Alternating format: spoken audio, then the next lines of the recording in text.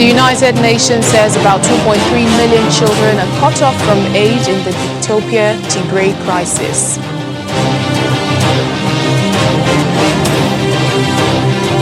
South Sudan's main opposition group, the Sudan's People Liberation Army in opposition, apologizes for arresting a UN staff. Plus, Cote d'Ivoire's President Alassane Ouattara appoints former presidential rival Kouadio Konan Bettin to cabinet.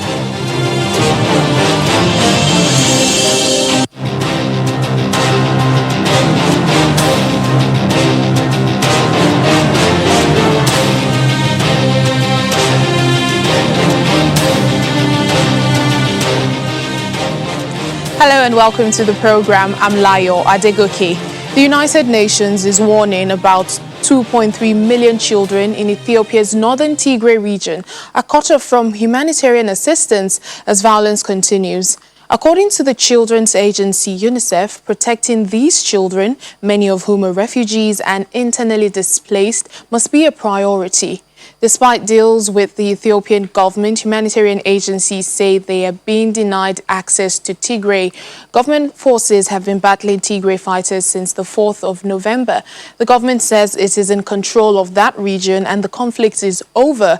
But the Tigray People's Liberation Front says it is still fighting on various fronts. Hundreds, even thousands of people are thought to have been killed in the conflict, while about 50,000 have fled into neighboring Sudan. In the meantime, UN spokesperson Stefan Dujarric says their workers on ground continue to tell of the dire shortages of essential services in the Tigray region. Ethiopia, our humanitarian colleagues. Yesterday, we were told that the mobile network and the electrical power was reportedly restored in Tigray's capital, Mekele, and that is to be welcomed. And we reiterate our call for all basic services in the region to be restored indeed. As we've been telling you, the communications blackout has made it very difficult to verify information and to provide basic humanitarian services to those who need it the most. So far, more than 63,000 people have been recorded as internally displaced in Tigray, including some who fled towards Afar and Amhara. We expect these numbers to change if access to the region is allowed. An interagency mission conducted between the 2nd and the 8th of December in Afar found that thousands of newly internally displaced people need water, sanitation, and hygiene services, as well as medical supplies and care. We, as well as our humanitarian partners, continue to mobilize resources and personnel as we prepare to scale up assistance in Tigray as soon as humanitarian access is reestablished for the United Nations. We also continue to engage at the highest level with the federal government to work out operational details, including security conditions, to guarantee access. And UNHCR and its partners in Shire continue to coordinate the protection of refugees despite difficulties in accessing the camps, among others.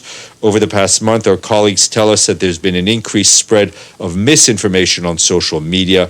We are working with the government of Ethiopia and others to rectify this. Well, Heather Murdoch, VOA's correspondent, joins us now. She is across the border in Sudan. Hello, Heather. Thank you for speaking to us. Now, help us to understand what is really happening on ground at the moment. Right now, I'm hearing from refugees here in Sudan, as he said, that there is some mobile service restored in the region. So people here are talking to their families on the phone. What we've heard, information is not very solid because, as you know, it really is cut off from aid workers and journalists and still mostly cut off from the internet and mobile phones. But what we've heard is that, well, it is true that the fighting is less than it was and it is more quiet. Families are telling their loved ones here in the camps, don't come home, it's not safe at this time, and it does still continue. What's also happened in the region during the course of the initial fighting, which was sudden and horrific by all accounts, a lot of people have lost their properties destroyed, properties looted, farms unharvested, and people have nothing to go back to as well. Now, the United Nations is warning that about 2.3 million children are, cut off from aid. And we do know that its access has not been allowed for, aid workers to grant to these refugees. Tell us, what is the situation with, access to aid supplies? It's very hard for me to imagine what it's like for these families that have all of these children cut off from aid in the Tigray region. I'm here in Sudan, and we've visited the 3 major camps a few times, and these families technically have access to aid, and the situation is dire. We met families today that had been at a single camp, the camp they were at today, for 5 days, and they had come from another camp where they weren't getting services. In these 5 days, while they had gotten some food and some access to water, they still didn't have shelter or any place to sleep and enough food to last them, they said, a week, but it was supposed to last them a month. Other camps have less than even that. We met people today that had arrived in this camp, Umrakuba, from Eritrea, who had been in a camp for a month without any services at all. And now that they're here, they've been here since last night, and they still haven't received any food or shelter. We saw families building tents. The sun is very hot here, building tents with their clothes and hoping to find a way just to stay safe for the next few days and hope to get some assistance in the near future. All right, then. Thank you so much, Heather Murdoch, VOA's correspondent, joining us there from one of the refugee camps in Sudan. Thank you, Heather. Thank you. Moving on, South Sudan's main opposition group, the Sudan People's Liberation Army in Opposition, SPLA-IO, has apologized following a report that its forces had last month arrested a UN staff. The group is a signatory to a 2018 peace agreement that ended 6 years of conflict and saw its leader, Riek Machar, appointed as vice president. Ceasefire monitors on Tuesday reported that the SPLA-IO forces arrested and detained UN staff and civilians at Farajala village in western Bahr el Ghazal state. Major General Martin Abucha, an SPLA-IO representative, condemned the incident and apologized on behalf of the group for the incident that he says happened where a number of NGO staff were detained but subsequently released, adding that measures have been taken to ensure that it doesn't repeat itself. Meanwhile, the special representative of the Secretary General for South Sudan, David Shearer, says despite political gains in the country in the past few months, implementation of the peace agreement continues to stagnate and many benchmarks are behind schedule. He made this known during a virtual meeting with the UN Security Council, urging parties to take concrete steps in achieving peace dividends that citizens deserve. On his part, Emergency Relief Coordinator Mark Lowcock also addressed the council, speaking of reports from humanitarians who say the specter of famine looms over South Sudan, the world's youngest nation. Be aware that implementation of the peace agreement continues to stagnate with many benchmarks well behind schedule. We urge the parties to take concrete steps to breathe fresh air into the process, above all to compromise to achieve the peace dividends that their citizens deserve. The South Sudan government's refusal to enable the mission to access many areas during the year has hampered this work considerably. While those restrictions have eased over the past weeks, we will continue to monitor and report progress to you. Millions of South Sudanese people have been pushed to breaking point. Violence, flooding, COVID-19, and a deteriorating economy are making an already bad humanitarian crisis much worse, especially in the 6 counties I've just mentioned. Violence continues to be one of the main drivers of severe food insecurity in South Sudan. And correspondingly, we see the highest levels of acute food insecurity in the places most affected by violence. Kenya plans to open a consulate in the breakaway region of Somaliland that's lobbying for international recognition, escalating tensions with the government of neighboring Somalia. According to Kenyan President Uhuru Kenyatta, the office will open in the Somaliland capital by the end of March, while the breakaway region will upgrade its liaison office in Kenya's capital at the same time. Somalia cut diplomatic ties with Kenya on Tuesday, the day after President Kenyatta announced he was holding talks talks with Somaliland president. The rift in relations comes as Kenya and Somalia prepare to square off at an international tribunal in March over a maritime border dispute. Well, Cote d'Ivoire's President Alassane Ouattara has reshuffled his cabinet a day after being sworn in a controversial third term. He has appointed former presidential candidate Kwadwo Konan Bertin to be in charge of the newly created Ministry of Reconciliation. Mr. Bertin finished second in the presidential election held on the 31st of October, garnering 1.66% of the votes. In his inauguration speech, President Ouattara insisted that the reconciliation process following the fallout in the election that was boycotted by the opposition would not be used to encourage impunity. Over in Malawi, police in eastern city of Zomba have arrested a commissioner of the electoral body for not giving way to a presidential convoy. Police accuse Linde Kunje of refusing to obey a directive to pull over for President Lazarus Chakwera's convoy, which was traveling in the opposite direction. Ms. Linda Kunje is serving a second term as a commissioner of the electoral body, and she was part of the team that presided over 2019 presidential elections that were later nullified by the country's Supreme Court over irregularities. Ms. Kunje was retained to her role on recommendation of the former ruling Democratic Progressive Party. Let's get more on this story from Yvonne Sundu, a Malawian journalist who joins us now from Lilongwe. Thank you, Yvonne, for speaking to us. Let me just start by asking what really happened the day she was arrested? Well, she was on the road traveling from the eastern city of Zomba, going to the southern part of Malawi in the city called Blantyre, which is the commercial capital of the country. And then at 4 places, she was told to pull over by police officers, together with traffic officials, to pave the way for the president's motorcade. And at all the places that she was stopped, Commissioner Kunje did not take heed of the advice that she was being given and proceeded with her journey until she came face to face with the convoy of the president, and then that's when she had to pave the way for the presidential convoy. Basically, in Malawi, there is a rule, or there is a section within the Road Traffic Act, that stipulates or that commands drivers of motor vehicles at any given point to make sure that they pave the way or they pull over any moment that they've been stopped by police in terms of the motorcade of the president making way anytime soon. So it was along those lines that this police officer spoke, or these 4 police officers at these 4 different spots tried to stop the vehicle of Commissioner Kunje.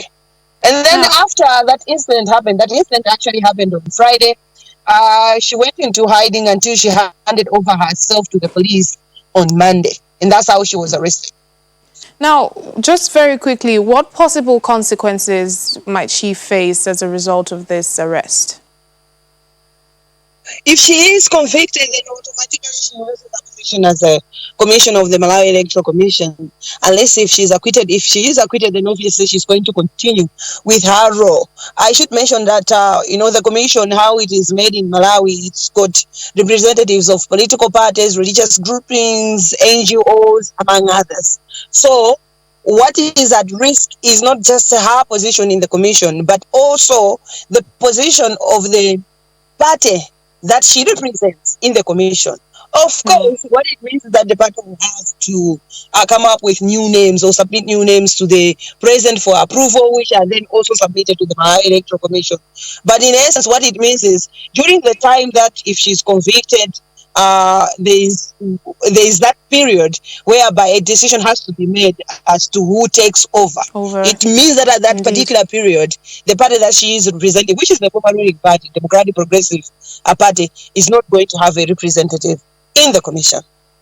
All or right, it's then. going to have a representation, but then it's not going to be a full representation that it requires to be in the commission. In the commission. Thank you so much, Yvonne Sundu, Malawian journalist there speaking to us from Lilongwe. Still ahead on the program. A woman in South Africa seeks to change her stateless status by getting official identification for herself and her 4 kids. More details after the break. Please stay with us. Welcome back to the program. The UN Refugee Agency, UNHCR, has condemned an attack which killed at least 28 people in Tumor, a town in southeast Niger. In a 4-hour attack over the weekend, assailants destroyed much of the town in Tumor, in the vicinity of the border with Nigeria. The attackers killed at least 28 people, burnt the markets to the ground and slaughtered more than 1,000 cattle, as according to the UN Refugee Agency. The UN Refugee Agency condemns an attack by armed assailants on Tomur, a town in southeast Niger, that killed 28 people and injured hundreds more. UNHCR is gravely concerned for the safety of over 30,000 refugees and internally displaced people who have been sheltering in Tamur. As of Monday morning, 14th of December, our teams and partners reported that people were on the move from Tamur towards the Difa, a town some 100 kilometers away, and this town already is host to 46,000 refugees and asylum seekers, displaced people, including returnees. Together with the humanitarian partners and local authorities, we are organizing emergency shelter, food, water, health support to the affected communities. The Difa region in southeast Niger has been hard hit by increasing extremist violence on the Lake Chad basin that has forced hundreds of thousands into the region. In the first 9 months of this year, over 450 acts of killing, kidnapping, sexual and gender-based violence, and other serious incidents were reported. Open science and the use of science for social justice were some of the issues raised at this year's edition of Science Forum South Africa, with the theme Igniting Conversations About Science. 2 internationally acclaimed South African scientists, well known for their work on HIV/AIDS and COVID-19, and both recently received the prestigious 500 Years of the Strait of Magellan Award in recognition of their pioneering scientific work and contribution to humanity. They both addressed the opening session. The theme for this year's Science Forum South Africa was Science for Social Justice, flagging off the 3-day event which had participants joining virtually from different parts of the world. South Africa's Minister for Higher Education, Science and Innovation, Dr. Bladen Zimande, made a case for open science. The debate on open science during this forum would assist us to better create a more enabling policy framework for open science in South Africa to flourish. Indeed, open science must be empowering to all, cannot be open science if it is open science for some, but closed to others. The keynote speakers, who both received the prestigious 500 Years of the Strait of Magellan Award in recognition of their pioneering scientific work, shared their experiences in many years of HIV research, quest for social justice through science, as well as the newer challenges and realities the COVID-19 pandemic has brought. Science has been democratized. COVID-19 has made it accessible to everybody. No longer is it now that, the ivory towers are doing science. Everybody's calculating science, and we see it all the time. And this notion, follow the science, has placed science on a new mantle that we can legitimize limiting individual freedoms in the name of science, if we do that. And you get country examples of how that was done. But nobody actually addresses the very fundamental issue. What happens when the evidence is limited and the scientific uncertainty is high, as it was in March and April this year?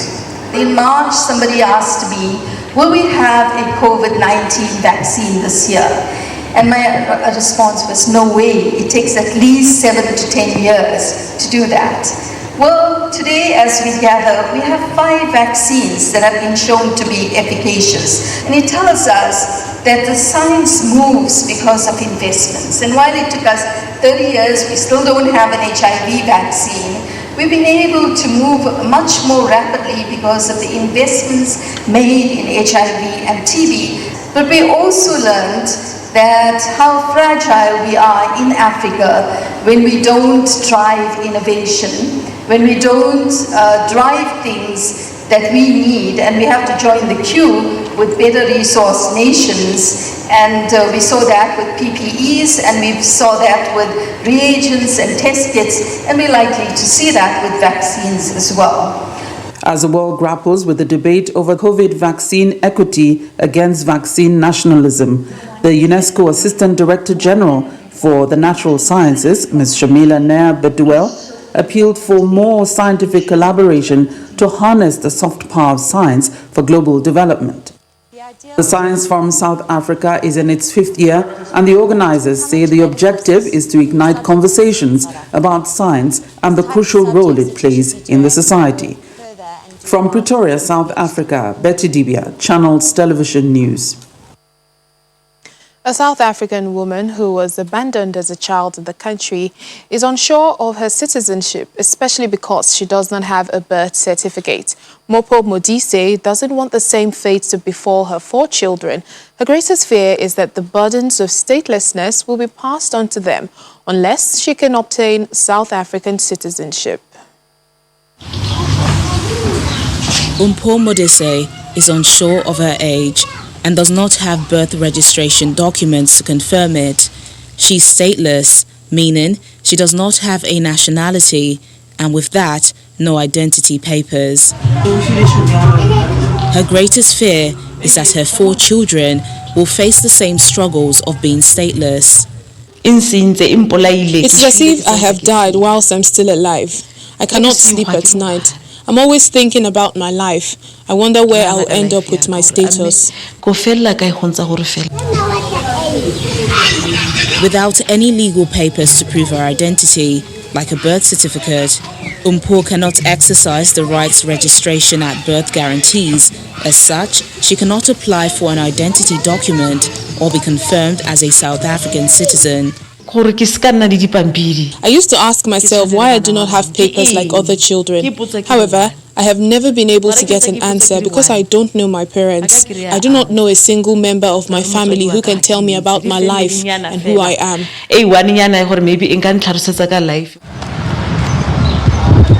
Stateless people have difficulty accessing basic rights such as education, healthcare, employment, and freedom of movement. Without these things, they can face a lifetime of obstacles and disappointment. For Umpo, her only recourse is to apply for late registration of birth, but with no known relatives to support her application for late birth registration. With help from her church and legal organizations working with UNHCR, Umpo's case has been presented many times to the authorities, but her fight for nationality continues. Family would stay with Mpo and let Mpo go to somebody just like that until Mpo came to our home.